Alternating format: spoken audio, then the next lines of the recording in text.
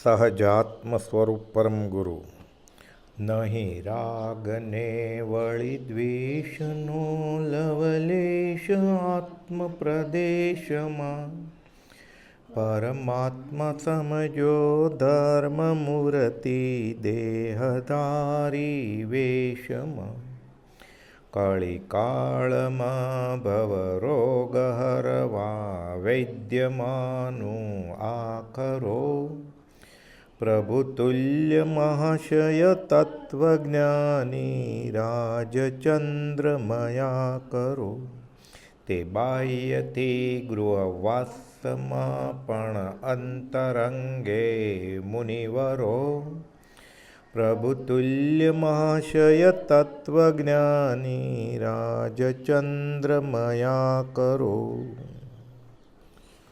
પરમાત્મા શ્રીમદ રાજચંદ્ર ભગવાનના વચનામૃત વંચાય છે. વચનામૃત 15. આ વચનામૃત 15 કૃપાળુદેવે એ રીતે કોઈ મુમુક્ષુને ઉદ્દેશીને પત્ર રૂપે નથી લખ્યું, પણ આમાં બે કડીના દોહરા કૃપાળુદેવ મૂક્યા છે. અને આખો વિતરાગનો માર્ગ, આખો મુક્તિનો માર્ગ એમાં છે કે જીવે કેમ જીવવું સંસારી અવસ્થામાં, પછી જ્ઞાની અવસ્થામાં બાંધેલા કર્મનો ઉદય થાય ત્યારે શું કરવું, એમાં શું કામ આવે શું કામ ન આવે, કામ આવે એવું શું કરવાનું અને શું નહીં કરવાનું, અને છેલ્લે જીવ કેમ છૂટે, આરંભ અને પરિગ્રહથી નિવૃત્ત થાય તો છૂટે. એ રીતે બધા દોહરા આપ્યા છે ગહન. આપણે વાંચીએ, વિચારીને સમજવાની કોશિશ કરીએ. પહેલો દુહો છે, જ્ઞાની કે અજ્ઞાની જન સુખ દુઃખ રહિત ન કોઈ, જ્ઞાની વેદે ધૈર્યથી અજ્ઞાની વેદે રોય. કવિ દલપતરામે આ જ પ્રકારનો એક દોહો લખ્યો છે કે જ્ઞાની કે અજ્ઞાની જન સુખ દુઃખ રહિત ન કોઈ, જ્ઞાની વેદે ધૈર્યથી મૂર્ખો વેદે રોય. અને કૃપાળુદેવે સુઘડ ભાષા વાપરી છે કે જ્ઞાની વેદે ધૈર્યથી અજ્ઞાની વેદે રોય. એટલે જ્ઞાની કે અજ્ઞાની જન સુખ દુઃખ રહિત કોઈ હોય જ નહીં. દેહ ધર્યાનો દંડ મૂળમાં તો આપણે પ્રતિક્રમણમાં આવે છે ને, 4 ગતિ 24 દંડક જીવ્યા જીવો, એટલે દંડક છે. દેવલોક પણ દંડક છે. ઉચ્ચ દેવલોકમાં જાય તો પણ એ શુભ કર્મનું દંડક છે. એ શુભ કર્મ ભોગવવા માટે એને દેહ મળ્યો. તીર્થંકર નામ કર્મની પ્રકૃતિ ઉત્કૃષ્ટ પુણ્યાની મંદી પુણ્ય. ત્રીજા ભાવે કર્મ બાંધી લીધું છે એટલે તીર્થંકર નામ કર્મ પણ એ કર્મની પ્રકૃતિ છે. તો અજ્ઞાનની તો વાત જ ક્યાં કરવી, અને અજ્ઞાનીના કર્મની ક્યાં વાત કરવી. એટલે કે જ્ઞાની કે અજ્ઞાની જન સુખ દુઃખ રહિત ન કોઈ, દેહધારી કોઈ ન સુખ્યા, જે દીઠા તે દુખિયા રે.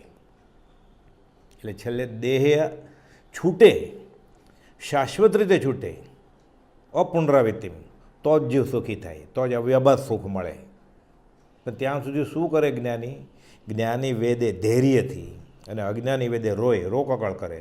તો રોકકળ કરવાથી કંઈ દુઃખ ઘટતું નથી, અને ક્ષમતાપૂર્વક વેદી લે તો કંઈ દુઃખ વધી જતું નથી, પણ પૂર્વેની બળવાન નિર્જરા થાય અને જીવ નવા કર્મ ન બાંધે એટલે જીવ આગળ છૂટવાના માર્ગે ધપતો જાય. જીવ સમૃદ્ધિ કેવળી વાત આવે છે. પૂર્વાશ્રમના પત્ની સંસારમાં હતા પહેલાં, છોડીને સર્વસંગ પરિત્યાગ કર્યો, ઉત્કૃષ્ટ ત્યાગ વૈરાગ.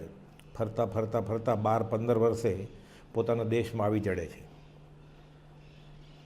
ઓલી બાઈને તો વેર કે મારું ભૌતિક ભોગવિલાસનું સુખ આ માણસે છીનવી લીધું છે, એટલે એને તીવ્ર દ્વેષભાવ, વેર લેવું છે એને. ઉંમર તો ઘણી થઈ ગઈ છે, વાળ સફેદ થઈ ગયા છે, બુઢાપો આવી ગયો છે, પણ કે છોડું નહીં.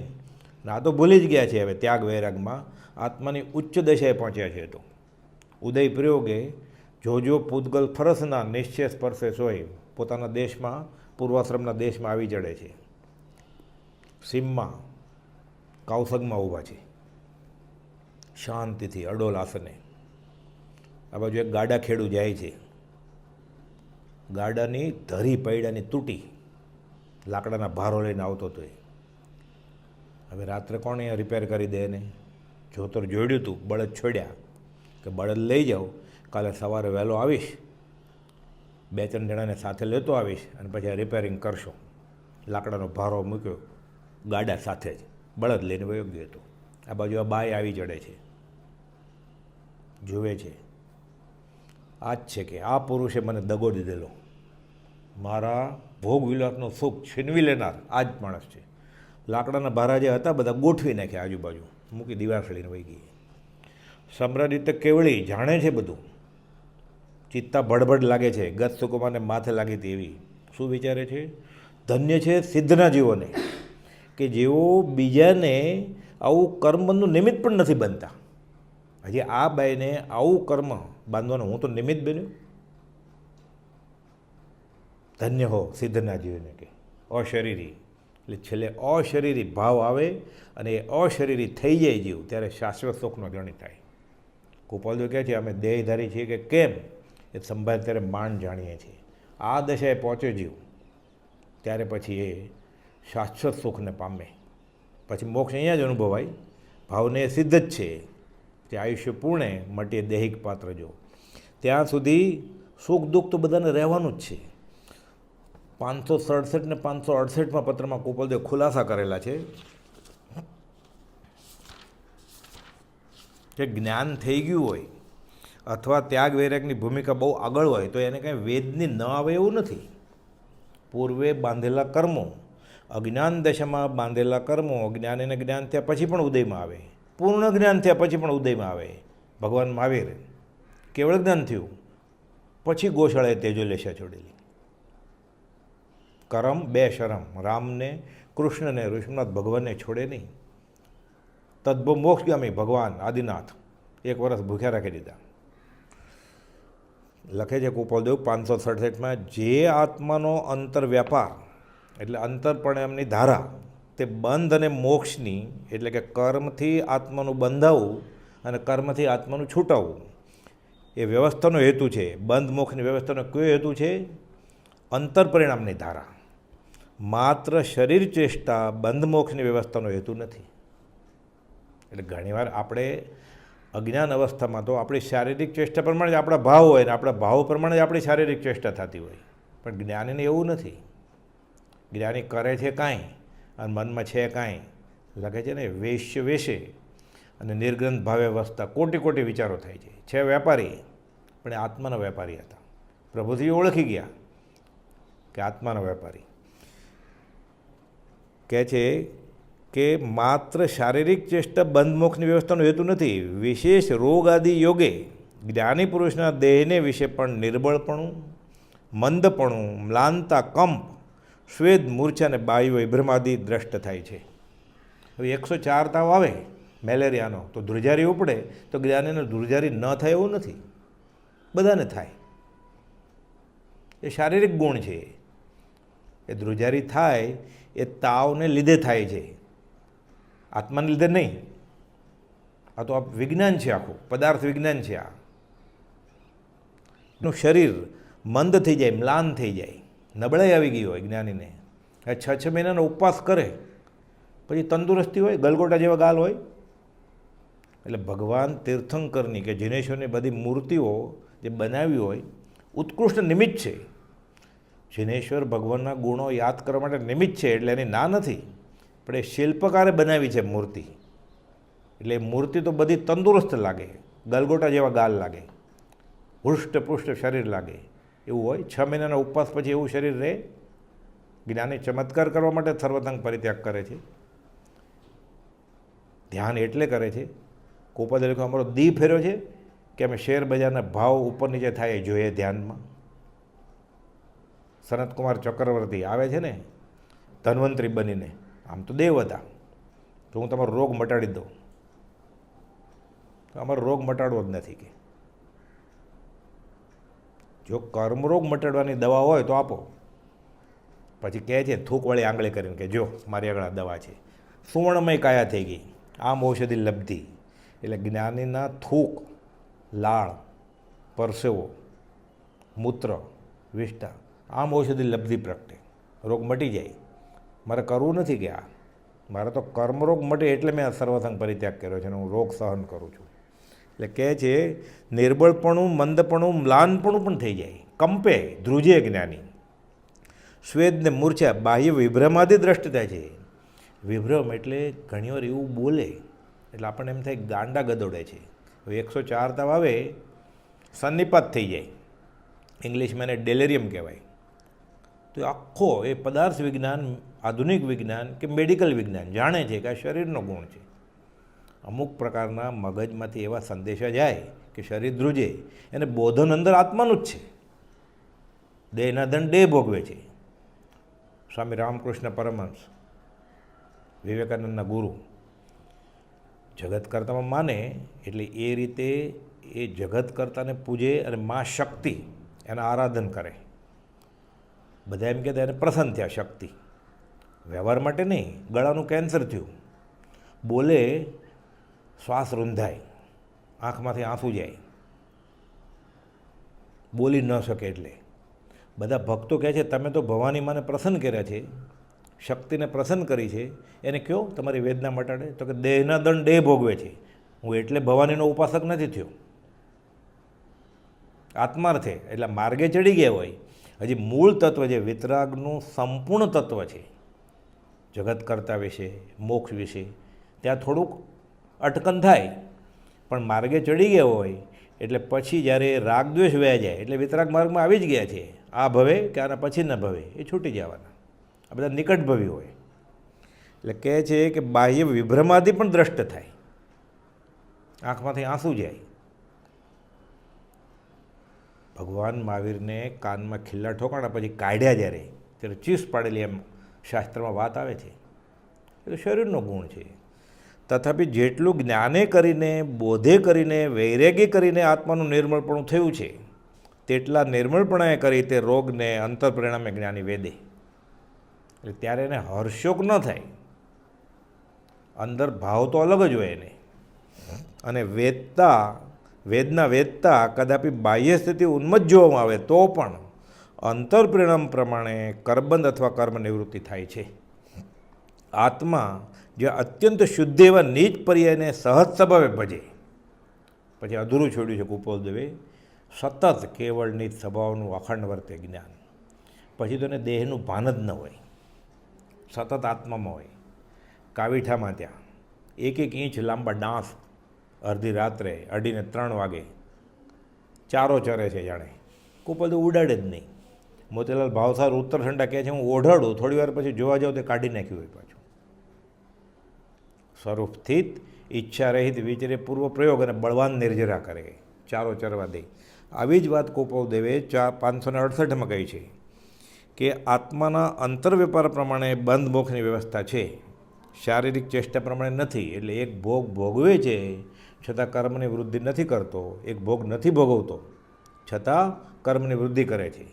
એટલે કુંવારા એટલા બધા બ્રહ્મચારી ન સમજવા, ન મળ્યાના નારી ન મળ્યાના બ્રહ્મચારી હોય. પૂર્વે ઉત્પન્ન કરેલા વેદનીય કર્મના ઉદય પ્રમાણે રોગ આદિ ઉત્પન્ન થાય છે.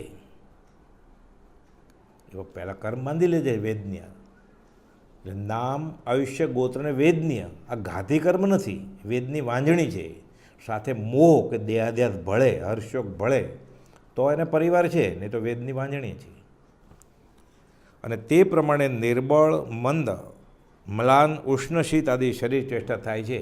એટલે જ્ઞાનીનો હાથ પગે ઠંડા પડી જાય, બીપી ઘટી જાય તો. અને જ્ઞાનીને તાવ આવે તો શરીર ધગધગતું હોય, 103 તાવ આવે થર્મોમીટરથી માપીએ તો. એટલે બાહ્ય ચેષ્ટા હોત આસવા પરિસવા, આશરોમાં સંવર થાય જ્ઞાનીને, ભાવ અલગ છે ને. ઝવેરી બજારે કુપોલદેવ પૈસા ગણતા હોય પણ શું કહે છે દેવકંજી મુનિને, મુનિ અમે આ ઝવેરાતને કાળકૂટ 20 સમજીએ છીએ.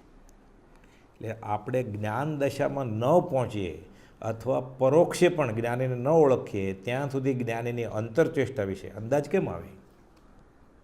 પણ તે જ્ઞાની પુરુષનું, મહৎ પુરુષનું ગમે તેવું આચરણ વંદન યોગ્ય જ છે. 272માં કુપોલદેવ લખ્યું છે. તો મુમુક્ષે કેવી દ્રષ્ટિ રાખવી? મુમુક્ષે એને જે ઓળખી ગયા છે અને જે રીતે ભક્તિ કરી છે આપણે કરવી. એટલે પ્રભુશ્રીજીએ, અંબાલાલભાઈએ, જૂઠાભાઈએ, સુભાગભાઈએ જે ઓળખાણ અને બ્રહ્મચારીજીને ઓળખાણથી, એ ઓળખાણથી ભક્તિ કરવાની. આપણી દ્રષ્ટિથી આપણે ઓળખવા જાય તો ચામડાની આંખથી દેખાય એમ નથી, ઓળખાય એમ નથી. અંતરદ્રષ્ટિથી રાત નિહાળો, બાહ્ય દ્રષ્ટિ દુઃખદાય. એટલે કુપોલદેવનું શરીર કેવું છે? આ સંગેમરમરની મૂર્તિ નથી, આ જેવી હતી કાયા એનો ફોટો છે. આ જ રેખામાં હતા કુપોલદેવ. એ તો ત્રિભુવનભાઈ માણેકચંદને ચોપાટીની રેતીમાં કહે છે ચરણ રોટેશન સામે, ભગવાન મહાવીરનું શરીર છેલ્લે આવું કૃશ થઈ ગયેલું. તો એવી મૂર્તિ અત્યારે ક્યાં છે? અને એવી મૂર્તિ બનાવે તો હવે એવી ટેવ પડી ગઈ હોય સંપ્રદાયના ઓક સંજ્ઞાના સંસ્કારથી કે એવી મૂર્તિઓ તો આપણે પગે ન લાગે જીવ, એમ થાય ઓલી મૂર્તિ સારી છે. એટલે મૂર્તિનું રૂપ જોવું છે કે મૂર્તિના ગુણ જોવા છે. એટલે બ્રહ્મચારીજી તો કહ્યું છે કે મૂર્તિ પૂજા છોડી દો અને મૂર્તિ સામે ઊભા રહીને હવે પ્રભુ પૂજક બની જાઓ. મૂર્તિ પૂજક ક્યાં? એમાંય પાછું આંખવાળી મૂર્તિ, આંખ વગરની મૂર્તિ. આ તો બધા મિથ્યાત્વના કારણો છે આ બધા. એટલે કે છે જ્ઞાની કે અજ્ઞાની જન સુખ દુઃખ રહિત ન કોઈ, જ્ઞાની વેદે ધૈર્યથી અજ્ઞાની વેદે રોય. આવી જ વાત ગોપાલદેવે 487માં કરી છે. એટલે જ્ઞાની એમ ઈચ્છે નહીં કે મારે કર્મ ભોગવવા નથી. આટલી વાતનો નિશ્ચય રાખવો યોગ્ય છે કે જ્ઞાની પુરુષને પણ પ્રારબ્ધ કર્મ ભોગવ્યાના નિવૃત્ત થતા નથી, પણ જ્ઞાની વેદે ધૈર્યથી. અને અભોગવે નિવૃત્ત થવાના વિશે જ્ઞાનીને કંઈ ઈચ્છા પણ થતી નથી. જ્ઞાની સિવાય બીજા જીવને પણ કેટલાક કર્મ છે કે જે ભોગવે જ નિવૃત્ત થાય એવું કર્મ જોઈએ. કર્મને કાંઈ ખબર નથી, જળને શું ઉપયોગજી? પણ ઝેર સુધા સમજે નહીં, જીવ ખાય ફળ થાય, તેમ શુભ અશુભ કર્મનું ભોગતાપણું સધાય. પ્રારબ્ધ જેવા હોય છે તેવું ફળ આવે. તથાપિ ભેદ એટલો છે કે જ્ઞાનીની પ્રવૃત્તિ પૂર્વ ઉપાર્જિત કારણથી માત્ર છે અને બીજાની પ્રવૃત્તિમાં ભાવિ સંસારનો હેતુ છે. માટે જ્ઞાનીનું પ્રારબ્ધ એ રીતે જુદું છે, પણ પ્રારબ્ધનો કંઈ નિર્ધાર નથી કે તે નિવૃત્તિ રૂપે જ ઉદય આવે. ઘણાને નિવૃત્તિ રૂપે ઉદય આવે જો સંભાવમાં સહન કરી લે તો, ઘણાને એના કરતાં પણ વધારે તીવ્ર કર્મનું કારણ થાય. ગોપાલદેવ કહ્યું છે ને, પૂર્વેના કરેલા કર્મો ભોગવતા હવે શો જ કરો છો તો એવા અથવા એનાથી પણ વધારે આકરા તો નથી બાંધી લેતા? આ વિચાર કરો. જેમ શ્રી કૃષ્ણ જ્ઞાની પુરુષ કે જેની પ્રવૃત્તિરૂપ પ્રારબ્ધ છતાં જ્ઞાન દશા હતી એટલે નવા ન બાંધે છૂટે, અથવા ગૃહસ્થવાસમાં શ્રી તીર્થંકર, એ પ્રારબ્ધ નિવૃત્ત થવું તે માત્ર ભોગવ્યાથી સંભવે છે. ભોગવલી કર્મ હોય 24માંથી 20 હતા, કુપોદોને સંસાર માંડવો પડેલું, ભોગવલી કર્મ કહેવાય. એટલે એવું કંઈ નક્કી નથી અને કર્મને ઉપયોગ નથી, જડ છે. બરફ હાથમાં રાખો તો ઠંડો જ લાગે અને અગ્નિનો અંગારો હાથમાં લાગે તો દજાઈ જવાય. એ બધાને ભોગવું. જ્ઞાની હાથમાં અંગારો લાગે તો કંઈ ઠરે નહીં એને. પછી યોગના ચમત્કાર કરે તો એ રાખીને બતાવે અને હલે પણ નહીં, પણ સાચો યોગી આત્માર્થી આ ચમત્કાર કરે જ નહીં ક્યારે. આવી જ વાત ગોપાલદેવ 548માં કરી છે.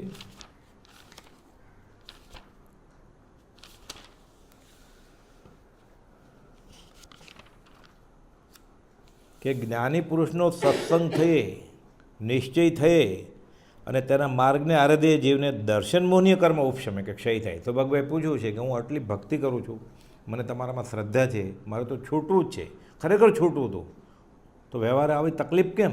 એટલે ગોપાલદેવ સમજાવે છે કે દર્શન મોહનીય જાય જ્ઞાનીના સમાગમથી, પણ જે વેદની હોય એ થોડી વહી જાય. એટલે કહે છે અનુક્રમે સર્વજ્ઞાનની પ્રાપ્તિથી જીવ કૃતકૃત્ય થાય છે એ વાત પ્રગટ સત્ય છે, પણ તેથી ઉપાર્જિત પ્રારબ્ધ પણ ભોગવવું પડતું નથી એમ સિદ્ધાંત થઈ શકતો નથી. એટલે ભક્તિ કરવા માંડે, સત્સંગ કરવા માંડે, ત્યાગ વૈરાગ હોય, સમ્યક દર્શન પણ થઈ જાય તો કે વેદની ન ભોગવવી પડે એવું નથી.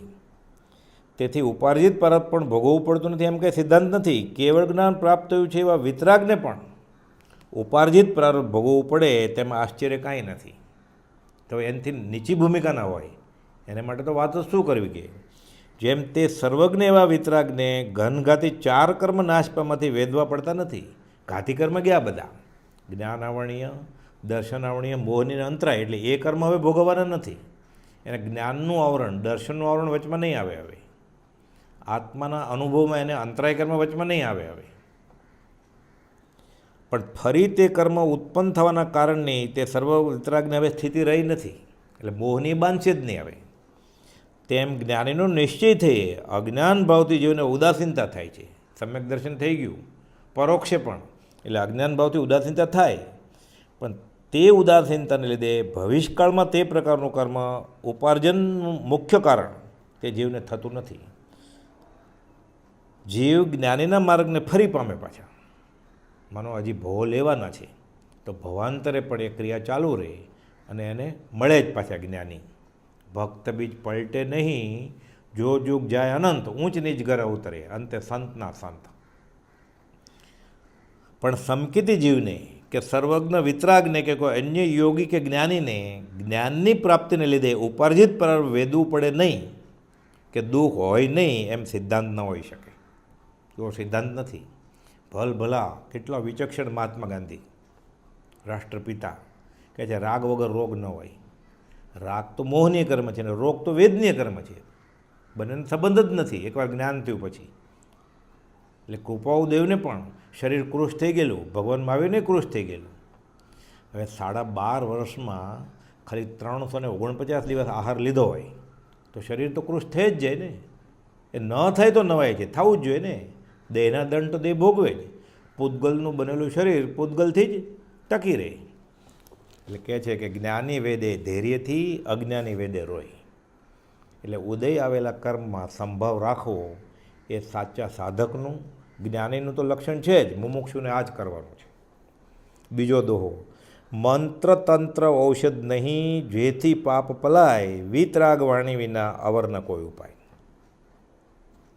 એવું કોઈ રોગ કે પાપ નથી કે મંત્ર બોલવાનું વયું જાય, કે અમુક તંત્ર કે માદળિયું એવું કંઈ કરો તો વયું જાય.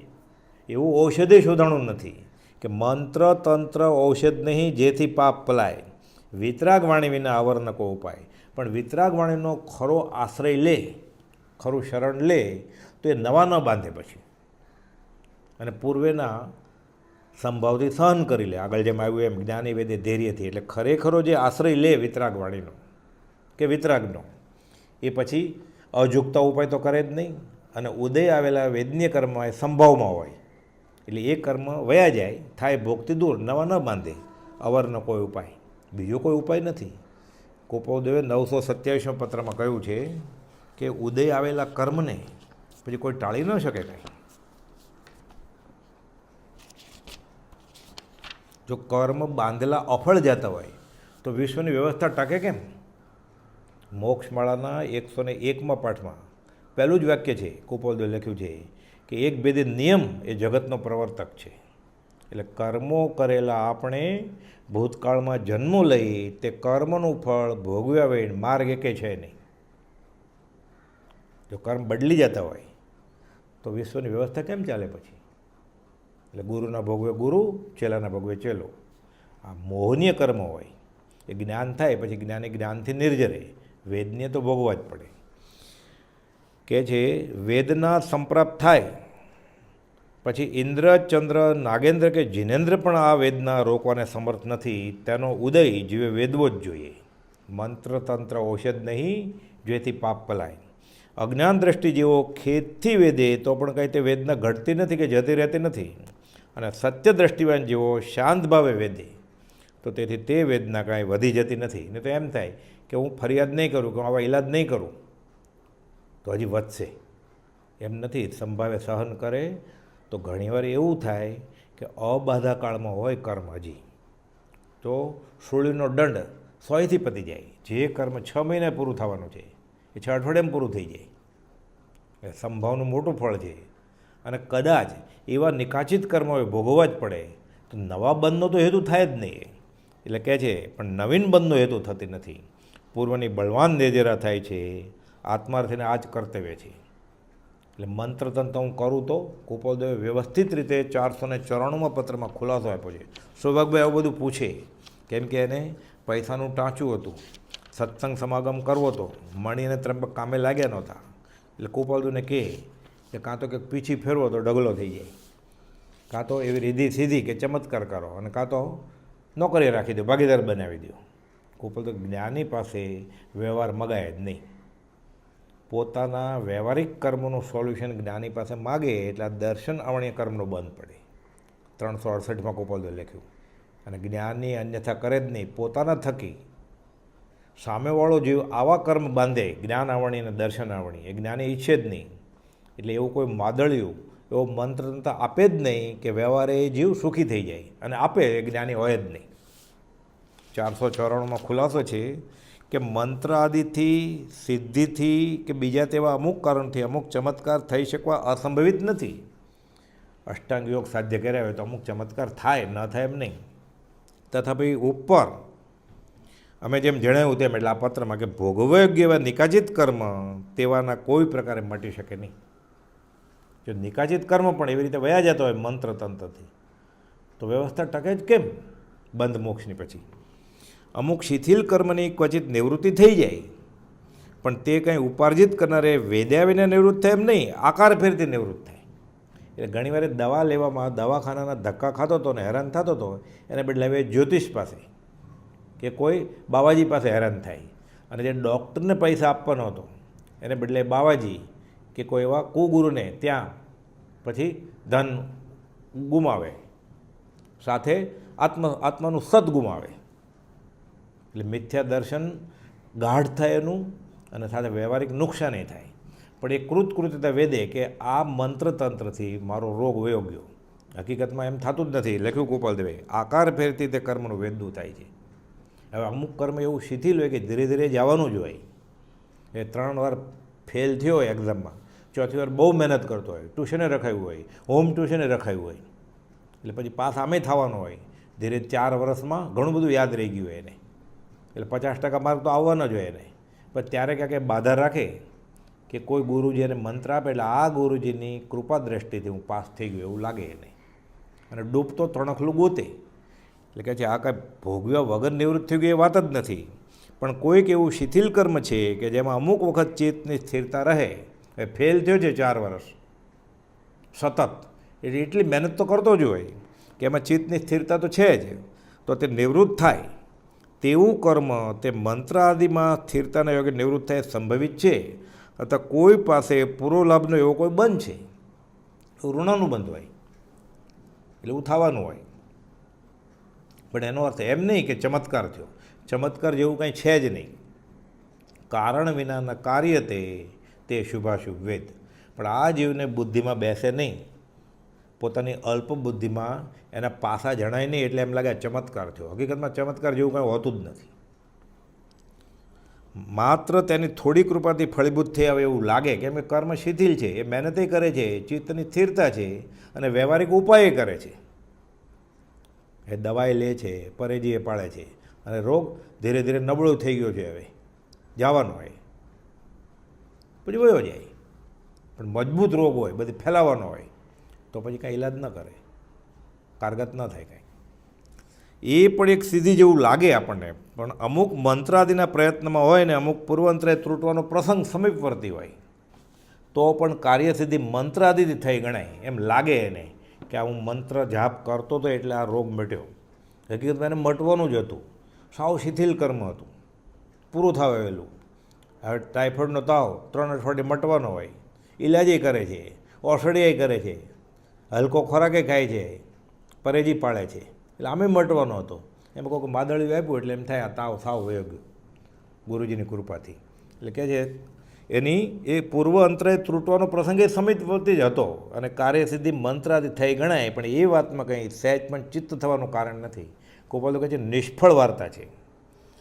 અને સૌભાગભાઈને બીજો જ પત્ર લખ્યો કે આવા જ્યોતિષ કે મંત્રતંત્ર આવા ખુલાસાથી જે જીવ આનંદ પામે ને એ પરમાર્થને પાત્ર જ ન થાય. જ મોહને આધીન છે આવા જીવો, એ આત્માર્થને લાયક જ નથી આ જીવ. એટલે સૌભાગભાઈને તો અઢીધો પત્ર લખી અને છેલ્લે પછી બોલાવડાવ્યું કે માગી ખાઈને ગુજરાન ચલાવશું, પણ આત્માના અનંત આનંદ આગળ આ બધું તુચ્છ છે. હવે મેં નામ નહીં લઈએ કે છે આત્માના કલ્યાણ સંબંધનો એમાં કોઈ મુખ્ય પ્રસંગ નથી. અને જ્ઞાની પાસે તો વાત એક જ હોય છૂટવાની, કામ એક આત્માર્થનું, બીજો નહીં મન રોગ. એટલે કોઈ રોગ મટાડી દે, કોઈ ગરીબ હોય એને ધનવાન કરી દે, સંતાન ન હોય તો સંતાન અપાવી દે, લગ્ન ન થતું તો લગ્ન કરાવી દે, પરદેશ ગમન ન થતું ને કરાવી દે, મંત્રથી, તંત્રથી, માદળિયાથી.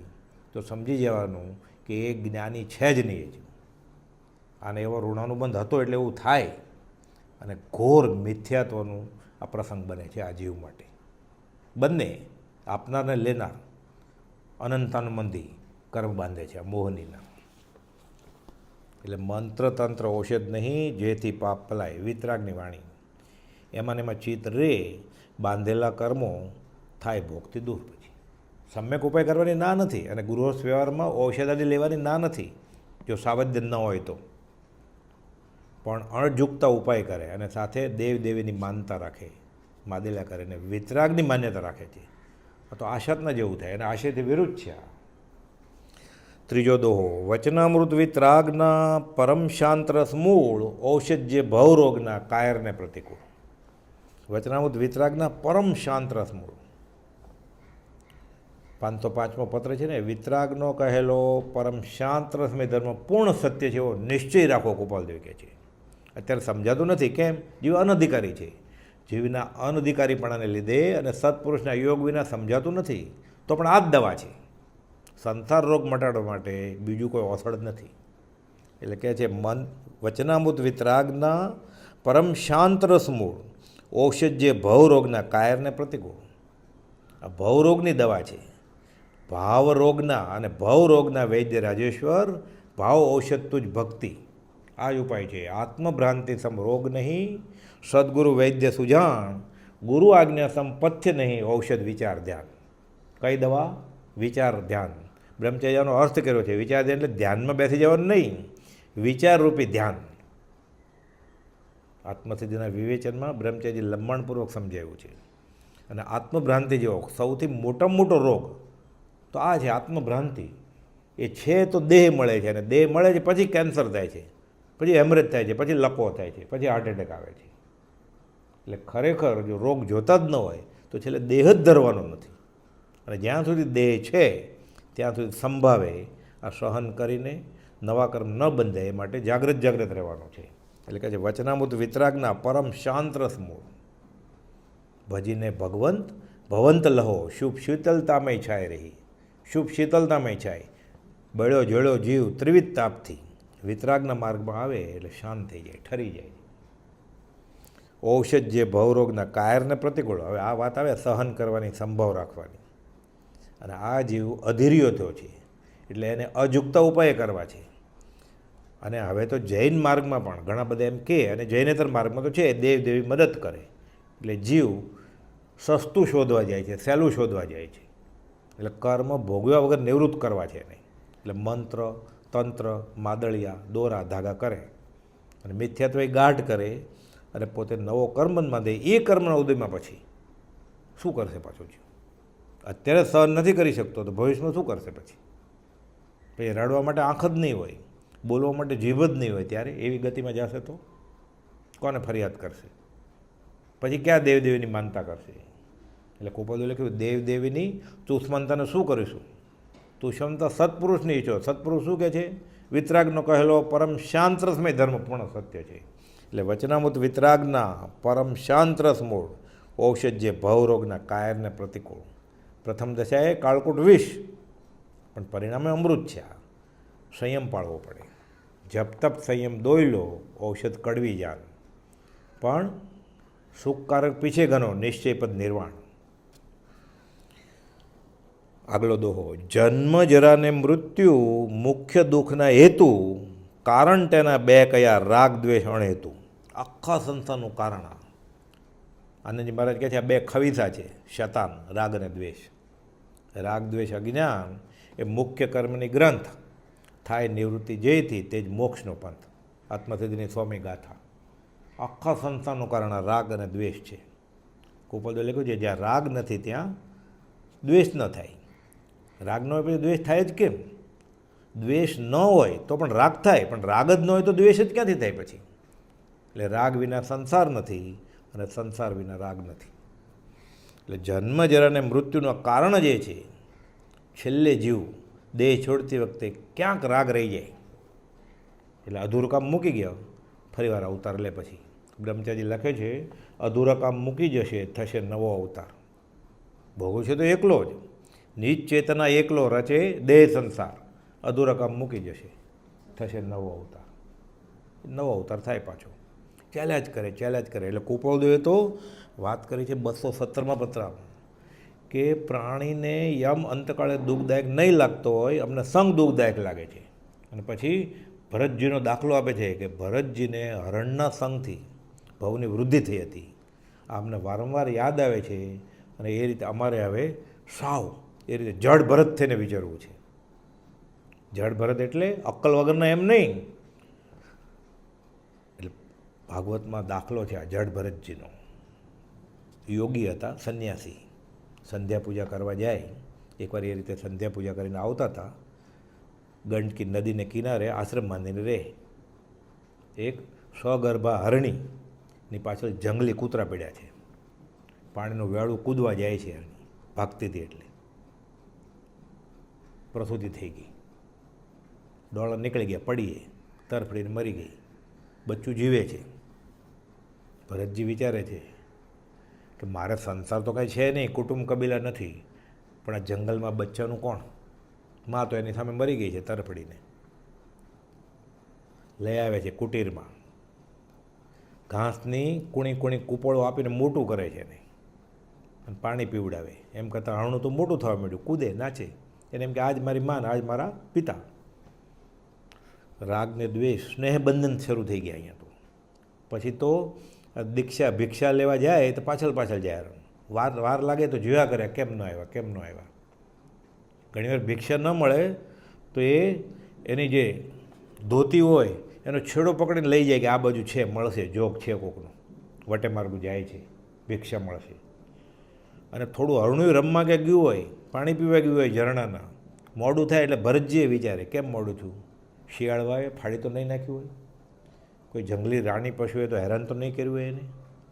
એટલે જાણે માને દીકરાનું ને બાપને દીકરાની ફિકર થાય એવી થવા માંડી. પછી તો ઉંમર થઈ, દેહ વિલયનો સમય આવે છે. ભરતજીને દેહાધ્યાસ નથી, એ રીતે દેહ છોડવા તૈયાર છે. વિચારે છે પણ આ બચ્ચાનું શું થશે? કે હજી નાનું છે. મા બાપને પોતાનો છોકરો નાનો જ લાગે, 33 વર્ષનો થઈ ગયો હોય તોય. એમ જાતો હોય તો એમ કે કાર ધીરે ચલાવજે હાઈવે ઉપર.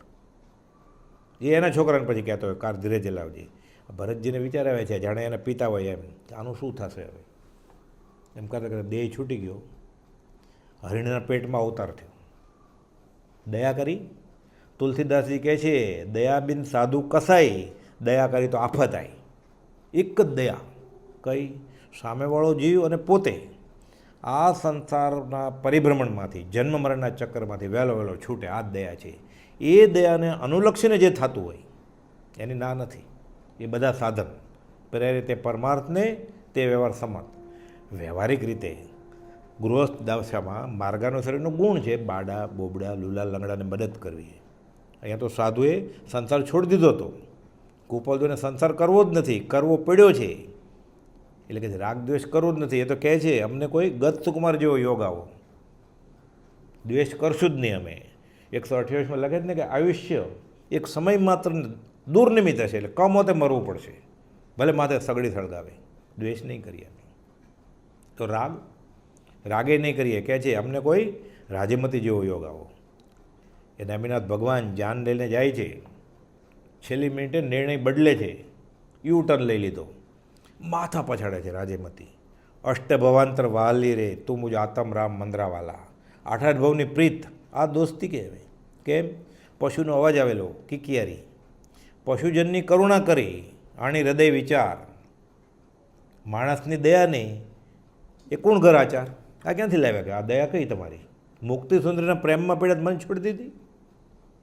નેમિનાથ ભગવાન સામું જ જોતા નથી, સામું જોતા જ નથી, વયા ગયા તો. પણ કલ્યાણ કર્યું શું? એની પાછળ રાજેમતીએ દીક્ષા લે છે અને ભગવાન નેમિનાથ કરતાં પહેલાં મોક્ષ સિદ્ધાવ્યા. આ દયા. આવું જ ઋષિનાથ ભગવાને કરેલું. ઋષભ તારી પાછળ રડી રડીને આંખ મારી આંધળી થઈ ગઈ. ઋષિનાથ ભગવાન સામું જ નથી જોતા. કોણ કોનો દીકરો, કોણ કોની માં. હાથીને અંબાડી ઉપર કેવળ જ્ઞાન.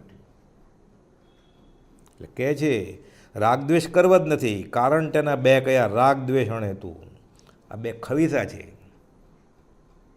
જગતને આ બંધીમાં રાખે છે રાગ દ્વેષ.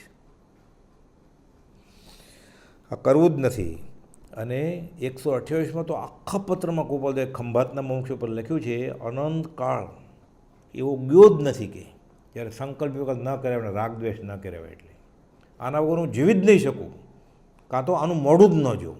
બંને સરખું જ. જેટલો દ્વેષ ખરાબ છે એટલો જ રાગ જ ખરાબ છે. પણ રાગ વ્યવહારિક રીતે સમાજમાં વખણાય છે કે આ ભાઈ બહુ માયાળું છે, આ બેન બહુ માયાળું છે.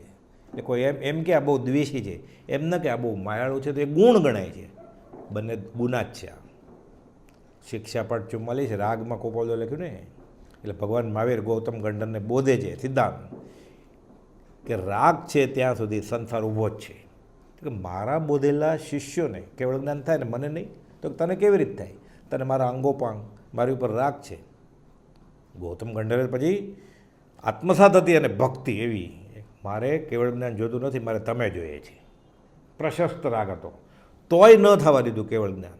તો કોપોદો લખ્યું છે આપણી જેવા સંસારના પામર જીવોનો હલકા પ્રકારનો તુચ્છ પ્રકારનો રાગ જીવને કેટલો નડે, કેટલો દુઃખદાયક હોય. સંસાર એનાથી જ ઊભો થાય છે.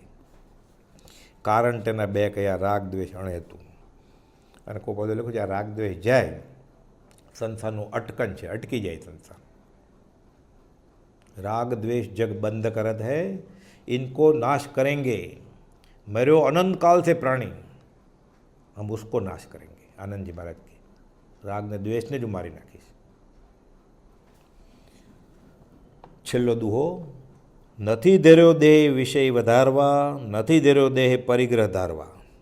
આ દેહ 5 ઇન્દ્રના વિષયો ભોગવવા માટે અને ભોગ વિલાસ માટે નથી ધર્યો. નથી ધર્યો દેહ પરિગ્રહ ધારવા, બધું ભેગું કરવા માટે નથી ધર્યો. એને એમ કે આ દેહ મળ્યો છે શરીર આ મજા માટે, આ મજા માટે નહીં. જો મજા કરવા ગયો તો સજા છે.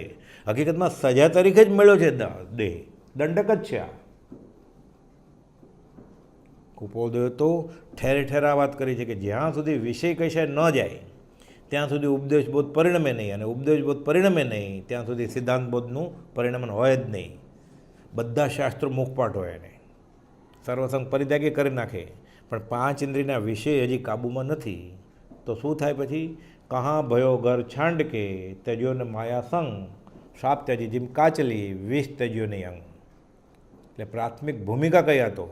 એટલે કહે છે 954માં પત્રમાં, વિષય વિકાર સહિત જે રયામતીના યોગ, પરિણામની વિષમતા તેને યોગ અયોગ. જો આ વિષય કહે જશે વિકારી દશા, એને આ બધું મળેલું એળે જશે. નથી ધર્યો દેહ વિષય વધારવા, તો એનો દેહ ધર્યો એ એળે જશે. દેવું પતાવવા આવ્યો અને દેવું વધારી નાખ્યું એવું થશે પછી. આ તો હવે પાત્ર થાય થોડો પ્રાથમિક ભૂમિકા આવે તો લખ્યું, મંદ વિષયને સરળતા સહ આજ્ઞા સુવિચાર, કરુણા કોમળતા દિગુણ પ્રથમ ભૂમિકા ધાર. મંદ વિષય થાય 5 ઇન્દ્રિયમાં, આ પ્રથમ ભૂમિકામાં આવે. પછી આગળ તો અટકાવે, આગળ વધે તો રોક્યા શબ્દાદિક વિષય, સંયમ સાધન રાગ, જગત ઇષ્ટ નહીં આત્મથી મધ્યપાત્ર મહાભાગ. પછી શબ્દાદિક વિષયો રોકે. શરૂઆતમાં મંદ હતા, હવે ઉપર ચડ્યો, હવે અટકાવી દે. શંકરાચાર્ય આ જ વાત કરી છે, બધોય કોયો વિષયનો રાગી. કોણ બંધાયેલો છે? જે વિષયમાં રાગી છે એ. તો મોક્ષ કોનો થઈ ગયો? છૂટી કોણ ગયો? તો વિષય વિરક્ત, કોવા વિમુક્ત, વિષય વિરક્ત. મણિરત્નમાળાનો શ્લોક છે, કોપોદો અવધાનમાં વાપરેલો. એટલે નથી ધર્યો દેહ વિષય વધારવા, નથી ધર્યો દેહ પરિગ્રહ ધારવા. 506માં પત્રમાં તો કોપોદોએ લખ્યું થાણાંગ સૂત્રની દ્વિભંગી 17 વાર કે જીવને મતિ જ્ઞાન આવરણીય કર્મ ક્યાં સુધી હોય? જ્યાં સુધી આરંભ પરિગ્રહ હોય ત્યાં સુધી. શ્રુત જ્ઞાન આવરણીય, અવધિ જ્ઞાન આવરણીય, મન પ્રયોગ આવરણીય, કેવળ જ્ઞાન આવરણીય ક્યાં સુધી હોય? જ્યાં સુધી આરંભ અને પરિગ્રહ હોય ત્યાં સુધી. અને આ જ્ઞાન ક્યારે થાય? આરંભ પરિગ્રહથી નિવૃત્તે. એટલે જીવને મતિ જ્ઞાન થાય, શ્રુત જ્ઞાન થાય, અવધિ જ્ઞાન થાય, મન પ્રયોગ જ્ઞાન થાય, કેવળ જ્ઞાન સુધી લઈ જાય ઠેઠ. આ જ વાત 454માં કરી કૃપાઉદેવે કે વિષય કશા હજી છે તો એ ધર્મમાં હજી એનો પ્રવેશ જ નથી. હજી જ્ઞાની પુરુષને એણે ઓળખ્યા પણ નથી, જોયા પણ નથી, દર્શન પણ નથી કર્યા. જ્ઞાની પુરુષના વચને એણે નથી સાંભળ્યા. 454માં લખ્યું છે. આવી જ વાત કૃપાઉદેવે ઉપદેશ છાયામાં 691 પાના ઉપર લખી છે કે સંસાર સ્પષ્ટ પ્રીતિથી કરવાની ઈચ્છા થતી હોય, વિષય વિકાર કામ ભોગ બધું જોઈએ છે એને, તે પુરુષે જ્ઞાનીના વચન સાંભળ્યા જ નથી, અથવા જ્ઞાની પુરુષના દર્શન પણ તેણે કર્યા નથી, એમ તીર્થંકર કહે છે. બધા તીર્થળમાં યાત્રા કરી આવ્યો છે, શાસ્ત્રો બધા મોઢે છે, અને 5 ઇન્દ્રિયોના વિષય કાબૂમાં નથી. એટલે એને હજી એ ખબર નથી કે નથી ધેર્યો દેહ વિષય વધારવા. તો એણે જ્ઞાનીના દર્શને નથી કર્યા, જ્ઞાનીનું વચન એ સાંભળ્યું નથી એણે. એટલે બધું કર્યું એ એળે, લેખે લાગે નહીં. અનંતકાળના પરિભ્રમણમાં સાધનબાર અનંત કયો, પણ મૂળમાં જ હજી ભૂલ નથી ગઈ. તો જેની કેડનો ભંગ થયો છે તેનું પ્રાય બધું બળ પરીક્ષણપણાને ભજે છે. જેને જ્ઞાની પુરુષના વચનરૂપ લાકડીનો પ્રહાર થયો છે કે વિષય કે છે છોડ, પછી જ આગળ વધાશે. તે પુરુષને વિશે તે પ્રકારે સંસાર સંબંધી બળ હોય છે, એમ તીર્થંકર કહે છે. પછી એને સંસારમાં જે પહેલાં રત હતો, કોપદો લખ્યું છે કે સમાગમ થયો, એ પહેલાં 5 ઇન્દ્રિયમાં જેવો રત રહેતો, એ સમાગમ થયા પછી એવો જ રત ન રહે પછી, અને એવો રહેતો હોય તો એને સમાગમ થયો જ નથી.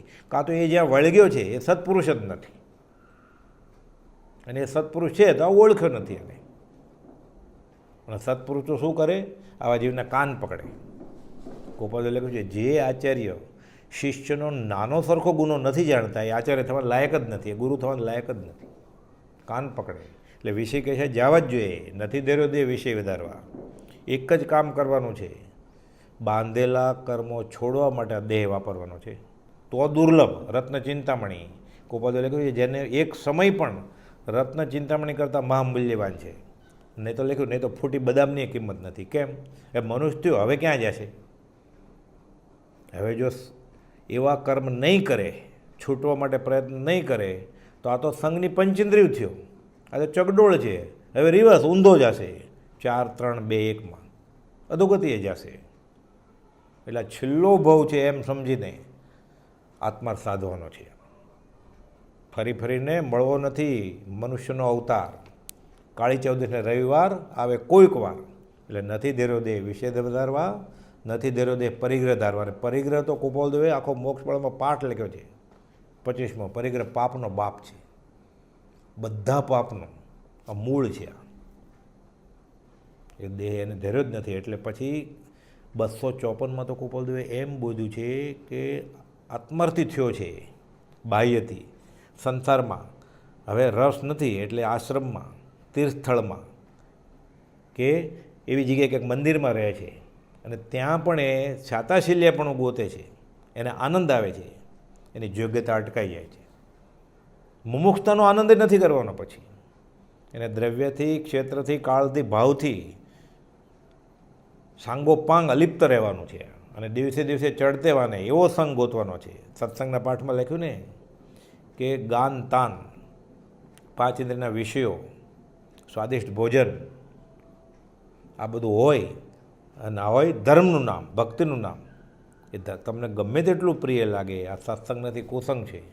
આખો પાઠ લખ્યો છે કુપોલદેવે, શિક્ષા પાઠ 24, મોક્ષ મળવાનો. અને સામાન્ય રીતે જૈનેતરમાં અત્યારે આ સામાન્ય રીતે આવું જ જોવા મળે છે, પણ હકીકતમાં ધર્મના નામે પણ આ મૂર્ખામી સેવાય છે.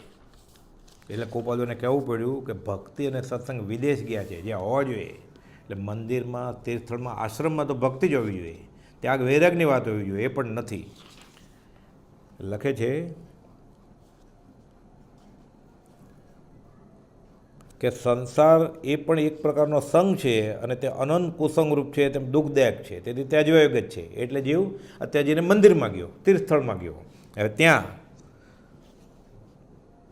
જેનાથી હંમેશનો પરિચય રહી, રાગ રંગ, ગાન તાન અને સ્વાદિષ્ટ ભોજન સેવાતા હોય, તે તમને ગમે તેવો પ્રિય હોય તો પણ નિશ્ચય માનજો કે સત્સંગ નથી પણ કુસંગ છે.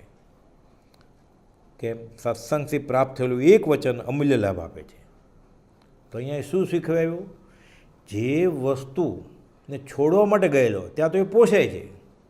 ઘરે ખાલી રવિવારે જ મીઠાઈ ખાતો હતો, અહીંયા 3 મીઠાઈ ને 4 ફરસાણ હોય, તો સત્સંગ કેનો? ગોપાલ લખ્યું ગાયન વિલાપ તુલ્ય છે. તો ભક્તિના નામે, સ્તવનના નામે પછી એક ગાયન, તંબુરા, હાર્મોનિયમ, વાજિંત્રોના એમાં ઝૂલે, તો અનંતકાલથી આનો તો અભ્યાસ છે જ જીવને. એટલે રાચી માચીને જીવ એમાં રહે. એટલે થોડો ઘણો ત્યાગ વૈરાગ હોય તો પણ એ વયો જાય પછી. એટલે લખ્યું આ સત્સંગ નથી, આ કુસંગ છે. એ ચેતતા રહેવાનું છે જીવે. ત્યાગ વિરાગના ચિત્તમાં થાય ને તેને જ્ઞાન. ત્યાગ વિરાગ ન હોય તો એ ધર્મની વાત જ કેમ?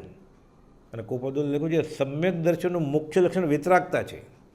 સંકિત થઈ ગયું છે, સાચી શ્રદ્ધા આવી ગઈ છે, તેનું મુખ્ય લક્ષણ તો વિતરાગતા છે. જ્ઞાનનું ફળ જ વિરતિ છે. જે જ્ઞાનથી જીવ આવા બધા વિભાવિક કાર્યોથી ઉદાસ ન થાય, એના પરિણામથી ઉદાસ ન થાય, તે જ્ઞાન ક્યાં? જ્ઞાનનું ફળ જ વિરતિ છે. 749માં કૃપાદુએ લખ્યું. એટલે નથી ધર્યો દેહ વિષય વધારવા, નથી ધર્યો દેહ પરિગ્રહ ધારવા. સહજાત્મ સ્વરૂપ પરમ ગુરુ.